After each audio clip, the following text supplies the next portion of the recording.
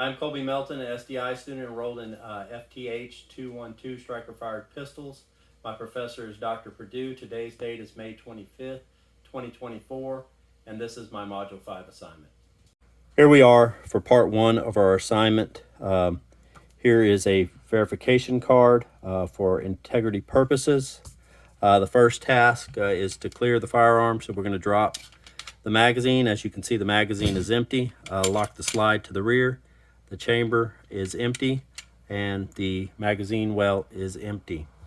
All right, the first part of the assignment is to conduct, to use the pistol as a demonstration piece to talk about different things you would inspect during a health inspection. So visually, physically check. So first thing is to clear the firearm. From there, before disassembly, you can do a dry fire safety check or safety functions check to make sure that everything is working. Due to time, we're going to go ahead and skip that and go to the disassembly. So we've disassembled the firearm, field stripped it. We're going to go ahead and take it down to its sub-assemblies. So we have the magazine, we have the frame, the operating rod assembly, the barrel, and the slide assembly. Starting with the magazine, which you would inspect are the lips, the follower, the body of the magazine, the base plate. You can take it apart and check the spring. You'd want to clean that if, for some reason, if it had been out in the elements or something. Doing your sub-assembly functions checks, you can make sure that it actually locks into the frame before moving to the frame, releases with the magazine release, and that the empty follower actually pushes the slide stop up. Moving on from the magazine, we'll inspect the frame, visually inspect the outside for the integrity and strength of it, inspect the magazine well, inspect the trigger. We have to reset the trigger here. We pull it, make sure trigger bar comes back, everything comes back. From here, we can push the little connector to make sure it resets the cruciform, check the drop test safety there, or check it, make sure it's good, the ejector, the magazine well, magazine release, the trigger reset, the locking block, everything's locked in, and then check the 4 slides or the lugs or slides for the actual, where the actual slide rides. Next, we're going to check the recoil rod assembly, check the ends, make sure they're nice, flat, the surfaces aren't burred or anything, and then check the spring for brakes. This one's together, so that's basically it, other than checking for actual straightness. When we check the barrel, it's not a normal sub-assembly. For this purposes, we're counting it as one. We're going to check the ramp, make sure it's all shiny and smooth. Check the chamber, no pitting, that it's all nice. The hood, we're going to look down the barrels at the land and the grooves, make sure everything's there, no signs of bulging. Check for the straightness of the barrel, check the locking lugs, and check the crown. Moving on to the slide, we're going to check the sights.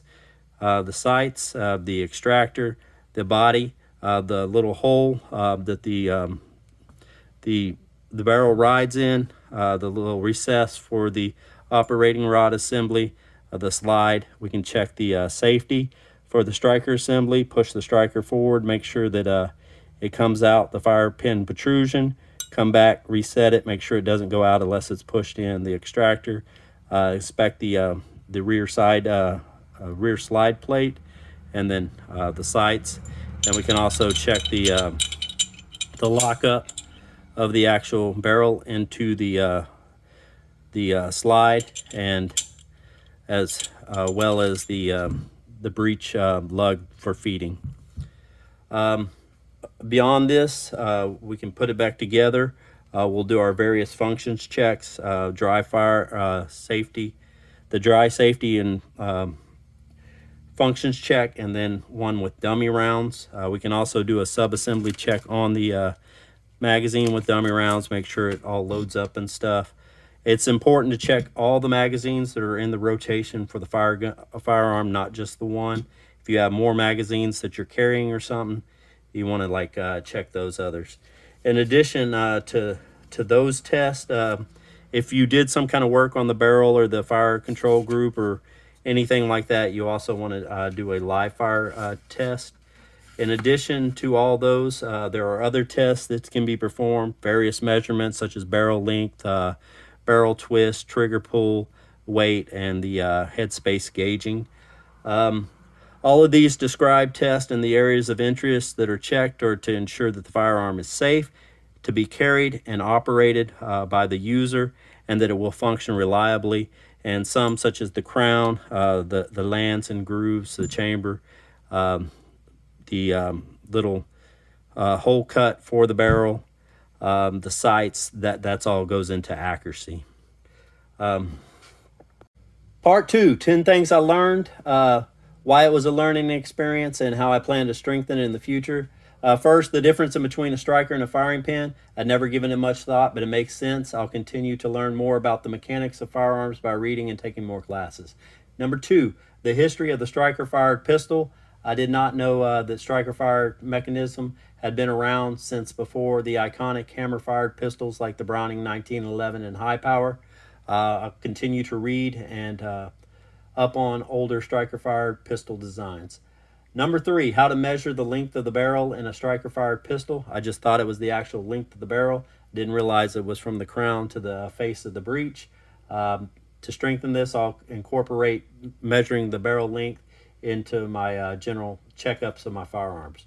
Number 4, the proper way to headspace gauge a striker-fired pistol. I'd always imagined that you had to take the extractor out, kind of like you have to take the ejector out of a AR-15, but it makes sense that you don't. To strengthen this, I plan to purchase some more headspace gauges in various calibers to start incorporating head spacing into the checkups of my other firearms. Number 5, how to assemble and disassemble a Glock design pistol. Prior to this course, I'd never owned or worked on a Glock. To strengthen this, I'll service and maintain my dagger regularly. Number 6, the process for how to stipple a frame. I'd never done any type of work like this before. Continue to practice stippling and hopefully do more frames in the near future. Number 7, the difference in between trigger pull and trigger weight. Like the lecture said, many customers are describing the feel when they're asking you to work on the trigger pull or lighten the trigger pull. Yet there's a difference, and there's a safe weight for a trigger pull, and that's about 4 pounds or more for a striker-fired pistol. In the future, I'll possibly do some polishing and smoothing of the trigger bars, and maybe change out some performance parts to see how the difference works. Number 8, about case inspection and what the extent the expended case was telling you. I knew about case inspection because I reload, but I just didn't realize that the expended case could tell you so many different things about the firearm. Number 9, magazine maintenance. I served in the Army for 25 years where we just threw away bad magazines. It makes sense that many of them can be repaired. I'm going to start disassembling magazines, cleaning the internals, and repairing as needed. Number 10, to purchase and use a sight pusher to install sights. I learned quickly during week 2 what a punch, vise, and hammer was not the preferred method. Using a sight pusher that I purchased in the future is my plan to strengthen that.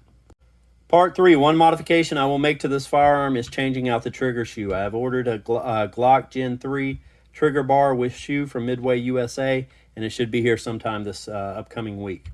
I want to make this modification because I like the feel of the traditional Glock trigger shoe more than I do this spongy feel of the PSA trigger. From my recent build and disassembly and assembly times, I estimate that the modification will take me between 30 minutes to an hour. The Glock trigger shoe and bar with shipping and tax cost me a little under $17. If I were performing this modification for a customer, I would charge for parts, shipping and tax, and about $25 for labor. In all, the customer would walk out the door for about $45. This rate probably a little bit cheaper than the gunsmiths in my area. When I inquired about this task, providing the parts at a shop where I plan to get my slide Cerakoted black in the future, the guy told me that they would charge $35. My understanding is that's their hourly rate.